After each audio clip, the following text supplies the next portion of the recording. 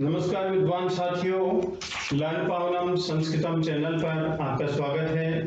साथियों, आज रीट एग्जाम में आने वाले महत्वपूर्ण प्रश्नों के बारे में डिस्कस करेंगे और एक तरह से मॉडल पर। तो आइए, क्वेश्चन नंबर 1 है उ स्वरस्य उच्चारण स्थानं भवति। उ स्वर का उच्चारण स्थान क्या होता है? तो उ स्वर का उच्चारण स्थान होता है विद्यार्थियों उ और पै वर्ग का उच्चारण स्थान होता है ओष्ठौ। पै व्यंजन वर्ण से उच्चारण स्थान भवति, वही पै व्यंजन वर्ण का उच्चारण स्थान होगा ओष्ठौ। क्वेश्चन नंबर 3 च वर्ग से उच्चारण स्थान भवति। च वर्ग का उच्चारण स्थान क्या होगा? ईचु यशा नाम तालु, तो तालु कंठ के बाद तालु, ऐसे भी हम याद कर सकते हैं। जैसे कंठ शुरू में कैवर्ग और ए आ कैवर्ग विसर्ग और है, और फिर नंबर सेकंड आता है कंठ के बाद तालु, तो च वर्ग का उच्चारण स्थान क्या होगा? तालु। री स्वर से उच्चारण स्थान भवति। री रे से टे वर्ग, तो टे वर्ग होता है, और री रे शे और टे वर्ग का उच्चारण स्थान क्या होता है? मूर्धा। बालक शब्द से तृतीया एक वचनम रूपम होती। बालक शब्द का तृतीया विभक्ति एक वचन का रूप होता है। क्या होता है?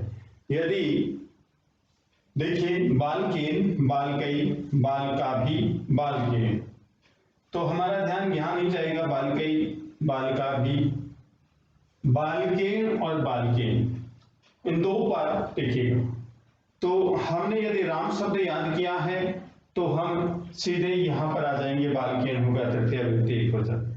लेकिन बालकेन नहीं होगा, तृतीया विभक्ति एक वचन होगा बालकेन। क्यों? जिस शब्द में रे शे और री होता है वहां पर न के स्थान पर ण होता है, न के स्थान पर ण होता है, यह आपको ध्यान रखना है। पितृ शब्द से द्वितीय बहुवचनम रूपम भवति। पितृ शब्द का द्वितीय बहुवचन का रूप होता है। पितृ शब्द द्वितीय बहुवचन का रूप, तो हमें कंफ्यूजन कहां होगा? एक तो यहां पितृन, पितृभि, पित्रान और पितृ, तो यहां और यहां।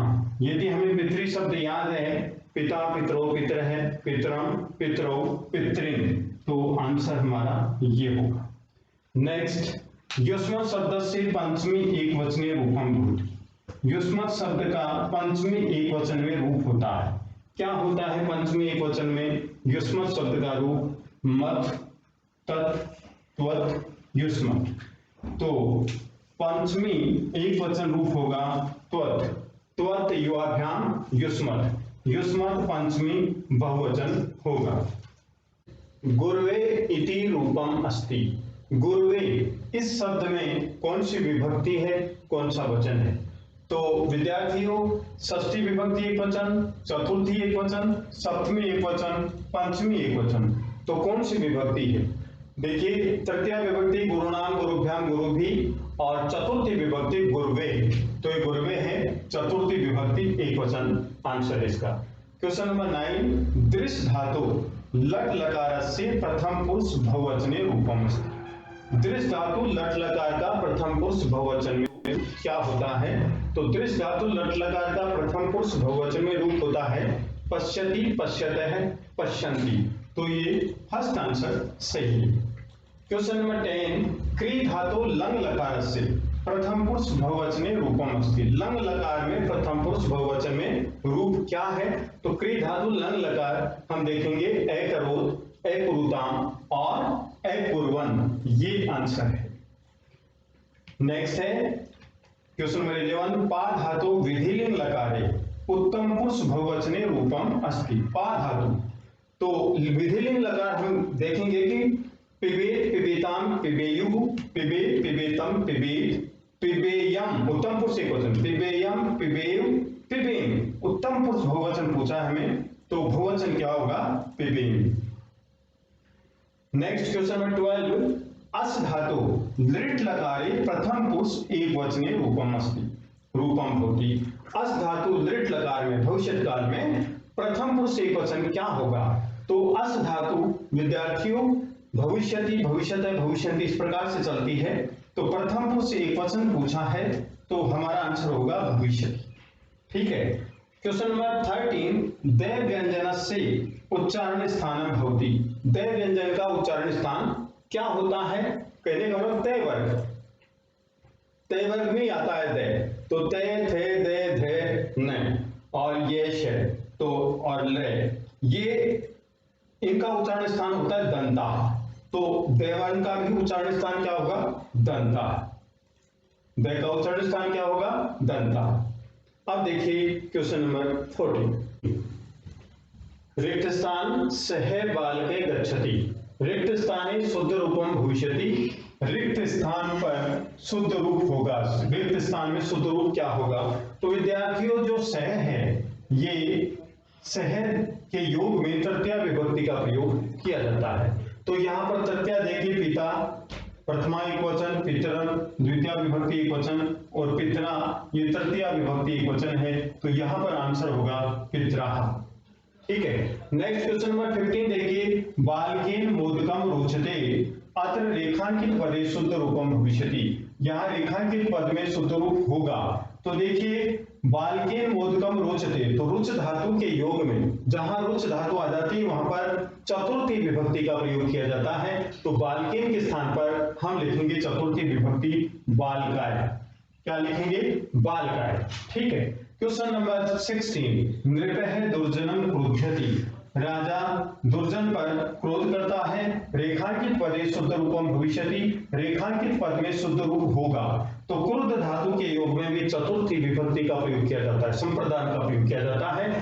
तो चतुर्थी विभक्ति देखिए यहां पर क्या है? दुर्जनाय, दुर्जनाय। ठीक है। क्वेश्चन नंबर 20, अभिधेय योगे विभक्ति भवति। अभिधेय के योग में विभक्ति होती है। तो अभिधेय के योग में विभक्ति होती है द्वितीय।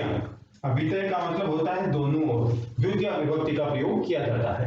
क्वेश्चन नंबर 21, नायिका इत्यस्य पदस्य संधि विच्छेद अस्ति। नायिका इस पद का संधि विच्छेद है। तो नायिका का संधि विच्छेद कौन सा होगा? नई धन एका, ये संधि है अयादि संधि, अयादि संधि। क्वेश्चन नंबर 22, इति अपि अत्र संधि अस्ति। ई का ये हो जाता है, ई के बाद में यदि असमान स्वर आता है तो ई का ये हो जाता है। ठीक है। ये है यण संधि, तो इत्यपि ये आंसर होगा, इत्यपि। ठीक है। नेक्स्ट क्वेश्चन नंबर 23 है, यद्यपि इत्यस्य पदस्य संधि विच्छेद अस्ति। यद्यपि इस पद का संधि विच्छेद है। तो इस पद का संधि विच्छेद होगा यदि धन अपि, ये भी यण संधि है। यदि धन अपि, ये भी यण संधि है। नेक्स्ट क्वेश्चन नंबर 24 देखते हैं, वागीशे अत्र संधि अस्ति। इसका संधि विच्छेद होगा वाक धन ईश। ये संधि है व्यंजन संधि, और व्यंजन संधि में इसका पाठ कौन सा होगा? विद्यार्थियों जस्व संधि का पाठ होगा। ठीक है। और वनौषधि इसमें वृद्धि संधि है। अत्र संधि विच्छेद अस्ति, इसमें इसका संधि विच्छेद क्या होगा? है ये वृद्धि संधि। तो हम सोच सकते हैं कि वन धन औषधि और वन धन औषधि। यहां पर ए धन ओ भी औ होता है और ए धन औ भी औ होता है। तो यहां पर आंसर कौन सा होगा? तो वर्तनी की दृष्टि से विद्यार्थियों आंसर ये सही होगा, वन धन औषधि। औ की मात्रा होगी, औ होगी, कहने वालों औ स्वर लिखा हुआ होगा। क्वेश्चन नंबर 26 है, प्रायेण उत्तर पद प्रधान भवति। जिस समास में उत्तर पद प्रधान होता है उसको कौन सा समास कहते हैं? देखिए वह समास होता है उत्तर पद प्रधान जिसमें होता है तत्पुरुष समास, और प्रथम पद प्रधान समास होता है अव्ययी भाव समास। क्वेश्चन नंबर 27 है, नीलोत्पलम अस्य पदस्य समास विग्रह अस्ति। ये कौन सा समास है? विद्यार्थियों समास है कर्मधारय समास, और इसका विग्रह होगा नीलम च तत् उत्पलम। नीलम च तत् उत्पलम, नीलोत्पलम। ठीक है। अधि हरि अस्मिन् पदे समास है अस्ति। इस पद में समास है। तो विद्यार्थियों देखिए अधि पहले अव्यय है, तो इस पद में समास कौन सा होगा? प्रथम पद प्रधान जिसमें अव्यय होता है वह अव्ययी भाव समास होता है। ठीक है। राम कृष्णो अस्मिन् पदे समास विग्रह अस्ति। राम कृष्णो, इस पद में समास विग्रह है, ये द्वंद्व समास है और इसका समास विग्रह क्या होगा, और ये द्विवचन में है। राम है रामो, तो राम कृष्ण, राम कृष्णो द्विवचन में है, ठीक है। तो इसका संधि वो समास विग्रह होगा राम चे कृष्ण चे, ये आंसर होगा विद्यार्थी, ठीक है। अब क्वेश्चन नंबर 30 देखते हैं। कथित अत्र धातु प्रत्ययस्य इष्ट है। कथित जो शब्द है इसमें धातु क्या है और प्रत्यय क्या है। तो विद्यार्थियों कथित में कथ धातु है और कथ प्रत्यय है, तो इसका आंसर होगा श, कथ धन कथ प्रत्यय। Next question number 31। छात्रेषु मोहन पटुतम है। रेखांकित पदे प्रत्यय अस्ति। रेखांकित पद में प्रत्यय है, इसमें प्रत्यय कौन सा है, पटुतम है। तो छात्रों में मोहन पटुतम है, चतुर है। तो अनेकों में श्रेष्ठ एक को बताया जाता है, अनेकों में एक को श्रेष्ठ बताने के लिए तमक प्रत्यय का प्रयोग किया जाता है, तो यहां पर विद्यार्थियों तमक प्रत्यय है। नेक्स्ट, मोहन गेंद से खेलता है। अस्य वाक्य से संस्कृत अनुवाद अस्ति। इस वाक्य का संस्कृत अनुवाद है मोहन गेंद से खेलता है। तो इसका संस्कृत में अनुवाद होगा मोहन कंदुकेन गेंद से क्रीडति खेलता है। आंसर होगा ब, मोहन कंदुकेन क्रीडति, मोहन गेंद से खेलता है। नेक्स्ट, वह विद्यालय की ओर जाता है। की ओर प्रति जहां पर आ जाता है वहां पर द्वितीय विभक्ति का प्रयोग किया जाता है। तो प्रति से पहले द्वितीय विभक्ति देखिए आप, सह विद्यालयम प्रति गच्छति। आंसर ये सही होगा, सह विद्यालयम प्रति गच्छति। प्रति के योग में द्वितीय विभक्ति का प्रयोग किया जाता है। Question number 34। मया पाठ्य पठनीय।